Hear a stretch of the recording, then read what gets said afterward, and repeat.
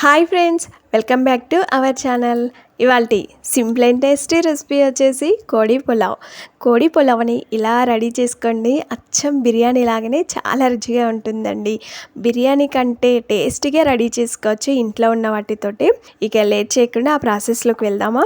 ముందుగా ఈ కోడి పులావ్ రెడీ చేసుకోవడానికి నేను ఇక్కడ ఒక గిన్నెలోకి చూపించిన గ్లాస్తో 3 గ్లాసుల వరకు బాస్మతి రైస్ తీసుకున్నాను. ఇప్పుడు ఇందులో నీళ్లు పోసి ఈ బాస్మతి రైస్ని బాగా కడగాలి. ఇలా 2-3 సార్లు మెదుపుకుంటూ కడిగిన తర్వాత ఇంకొన్ని నీళ్లు పోసి ఒక అరగంట ముందు నానబెట్టుకోవాలి. వీటిని పక్కన పెట్టేద్దాం. 1 కేజీ చికెన్ తీసుకున్నాను. కేజీ చికెన్కి కేజీన్నర రైస్ తీసుకున్నాను. అడుగు మందంగా ఉండి వెడల్పుగా ఉన్న గిన్నెని స్టవ్ పైన పెట్టుకొని అందులో 3 స్పూన్ల వరకు నూనె పోయాలి. అలాగే 3 స్పూన్ల వరకు నెయ్యి వేసుకోవాలి. నెయ్యిని పూర్తిగా కరిగించుకోవాలి. ఈలోగా మనం ఇందులో వేసుకోవడానికి కావలసిన మసాలా దినుసులని నేను ఇలా ప్లేట్లోకి తీసుకున్నాను.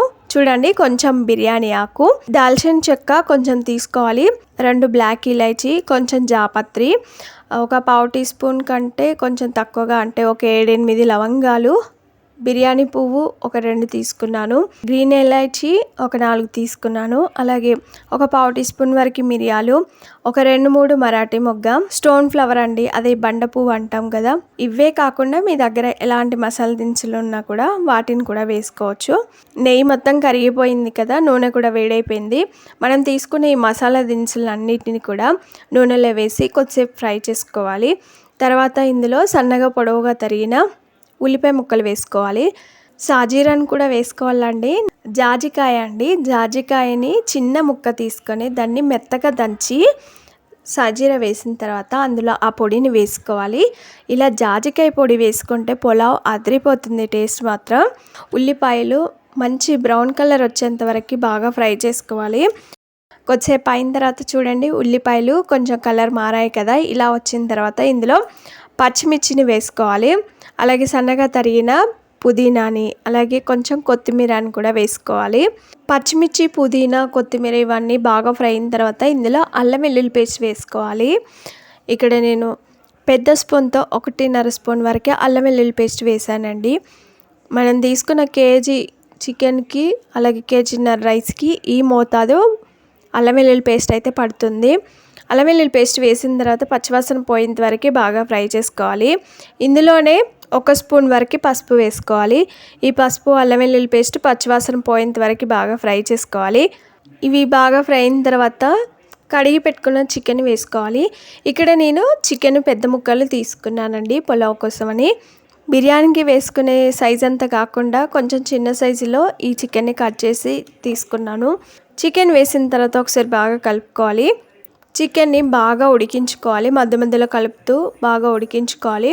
చికెన్ వేసి బాగా కలిపిన తర్వాత ఇందులోనే కొంచెం ఉప్పు వేయాలి. ఉప్పు వేసిన తర్వాత ఒకసారి బాగా కలుపుకొని ఈ చికెన్ని బాగా ఫ్రై చేసుకోవాలి. గిన్నెపై మూత పెట్టి మధ్య మధ్యలో కలుపుకుంటూ ఉడికించుకోవాలి. కొద్దిసేపు అయిన తర్వాత చూడండి, చికెన్ ఉడికి అందులో నుండి నీళ్లు వచ్చాయి కదా. ఈ నీళ్లు ఎగిరిపోయేంత వరకు మనం చికెన్ని బాగా ఫ్రై చేసుకోవాలి. ఇప్పుడు ఈ గిన్నెపై మూత పెట్టి మధ్య మధ్యలో కలుపుతూ ఉండాలి, లేదు అంటే అడుగు తొందరగా మాడిపోతుంది. ఇలా చికెన్లో ఉన్న నీళ్ళన్నీ ఎగిరిపోయేంత వరకు కొద్దిసేపు ఫ్రై చేసుకున్న తర్వాత ఇందులో సన్నగా తరిగిన టమాటా ముక్కలు వేసుకోవాలి. బాగా పండిన ఒక 2 మీడియం సైజ్ టమాటాలని ఇలా సన్నగా పొడవుగా తరిగి వేసుకోవాలి. టమాటా వేసిన తర్వాత టమాటా సాఫ్ట్గా ఎంతవరకు ఉడికించుకోవాలి.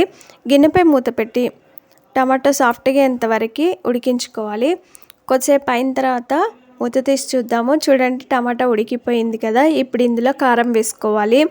1.5 స్పూన్ వరకు కారము, అలాగే 1 స్పూన్ వరకు ధనియా పౌడర్, అలాగే పెద్ద స్పూన్తో 1 స్పూన్ వరకు గరం మసాలా పౌడర్ వేసిన తర్వాత ఒకసారి బాగా కలుపుకోవాలి.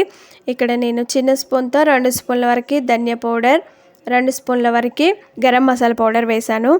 వేసిన తర్వాత ఒకసారి బాగా కలుపుకొని మసాలాలు మగ్గేంత వరకు ఉడికించుకోవాలి. గిన్నెపై మూత పెట్టి కొద్దిసేపు ఉడికించుకోండి. కొద్దిసేపు అయిన తర్వాత ఒకసారి మూత తీసి అంతా కలిసేలాగా బాగా కలుపుకోవాలి. మధ్య మధ్యలో కలుపుతూ ఉండాలి. కారం వేసాం కదా, తొందరగా మాడిపోయే ఛాన్సెస్ ఉన్నాయి. కారాలు మగ్గిన తర్వాత ఇందులో ఒక 1/2 కప్పు వరకు పెరుగుని గడ్డలు లేకుండా చిలికి వేసుకోవాలి. పెరుగు వేసిన తర్వాత స్టవ్ని సిమ్లోనే పెట్టుకొని పెరుగు వేసిన తర్వాత చికెన్ని బాగా ఉడికించుకోవాలి. గిన్నెపై మూత పెట్టి కొద్దిసేపు ఇలాగే ఉంచి ఉడికించుకోండి. స్టవ్ని అయితే సిమ్లో పెట్టి ఉడికించుకోవాలి. కొద్దిసేపు ఉడికించుకున్న తర్వాత చూడండి, అరగంట ముందు మనం బాస్మతి బియ్యాన్ని నానబెట్టుకున్నాం కదా, ఇప్పుడు ఈ బియ్యాన్ని ఈ చికెన్లో వేసుకోవాలి. నానబెట్టుకున్న బియ్యంలో నుండి నీళ్ళని వేరే గిన్నెలోకి పంపి బియ్యాన్ని మాత్రం ఇందులో వేసుకోవాలి. ఆ నీళ్ళని మనం ఎసరుగా పోసుకుంటాం కాబట్టి వేరే బౌల్లోకి తీసుకోండి. బియ్యం మొత్తం వేసిన తర్వాత ఒకసారి బాగా కలుపుకోవాలి. చికెన్లో బియ్యం వేసాం కదా, కొద్దిసేపు ఇలాగే ఉంచి ఉడికించుకోవాలి. ఇలాగైతే ఫ్లేవర్లన్నీ కూడా ఆ రైస్కి బాగా పడతాయి. ఇప్పుడు గిన్నెపై మూత పెట్టి కొద్దిసేపు ఇలాగే ఉంచి ఉడికించుకోవాలి. కొద్దిసేపు అయిన తర్వాత మూత తీసి ఒకసారి అంతా కలిసేలాగా బాగా కలుపుకోవాలి. బియ్యం వేసిన తర్వాత స్టవ్ని మీడియం ఫ్లేమ్లో పెట్టుకోవాలి, లేదు అంటే అడుగు తొందరగా మాడిపోతుంది. కొద్దిసేపు బియ్యం వేసి బాగా ఫ్రై చేసుకున్న తర్వాత ఇందులో ఎసరు పోసుకోవాలి.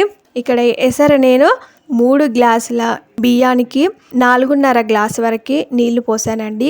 మనం అరగంట ముందు బియ్యాన్ని నానబెట్టుకున్నాం కాబట్టి బాస్మతి రైస్ తొందరగా ఉడుకుతుంది కాబట్టి ఎక్కువ నీళ్లు పోస్తే మెత్తగా అవుతుందండి. నేను తీసుకున్న క్వాంటిటీకి అయితే ఈ మోతాదు నీళ్ళు అయితే పట్టాయి. నార్మల్ రైస్ తీసుకున్నట్లయితే 1 గ్లాస్కి 1.5 గ్లాస్ చొప్పున నీళ్లు పోసుకోవాలి. తర్వాత ఇందులో సన్నగా తరిగిన కొత్తిమీర, పుదీనాను వేసుకోవాలి. రుచికి సరిపడా ఉప్పు వేసుకోవాలి. వేసిన తర్వాత అంతా కలిసేలాగా బాగా కలుపుకోవాలి. బాగా కలిపి గిన్నెపై మూత పెట్టి మధ్య మధ్యలో కలుపుతూ ఉడికించుకోవాలి. నాకైతే గిన్నె నిండా వచ్చిందండి. ఇలా ఉడికేటప్పుడు మూత తీసి ఒకసారి బాగా కలుపుకోవాలి. అంతా కలిసేలాగా బాగా కలపాలి.